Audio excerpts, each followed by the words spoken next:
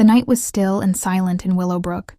Most people were already asleep, except 14-year-old Ariana Miller, who was finishing the last batch of cookies for her mom's small home bakery. Their tiny apartment was warm from the oven, and Ariana stepped outside to cool off. As she inhaled the cold night air, she froze. There it was, smoke, faint, but definitely smoke. She looked around, confused. The neighborhood was usually dark and calm, with only the streetlights buzzing. But the smell grew stronger. She walked toward the end of the lane, and that's when she saw it. The old Johnson house was on fire. At first she thought maybe someone was burning garbage. But the flames in the windows grew too bright, too wild. And then, a sound, a muffled cry, a weak, desperate shout. Someone was inside. Ariana's heart jumped.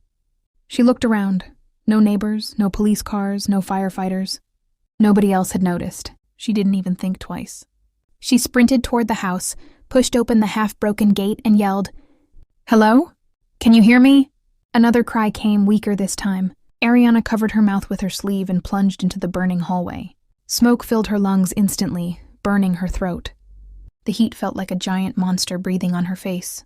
She coughed, tears streaming from her eyes, but she pressed forward. "Keep talking." "I'm coming!" she shouted. Through the smoke, she spotted him.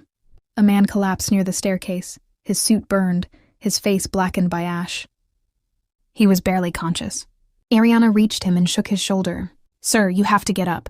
He groaned, but his body slumped again. He was too heavy, too weak, so Ariana put his arm around her shoulder, gritting her teeth as she pulled. Inch by inch, step by shaky step, she dragged him toward the door.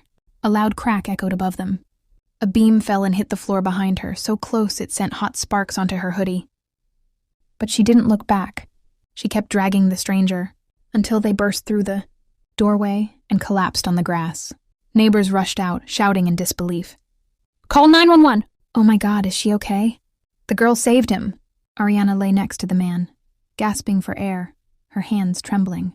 Paramedics arrived minutes later and lifted the man onto a stretcher. One officer checked his ID, then immediately froze. His expression changed from shock to disbelief.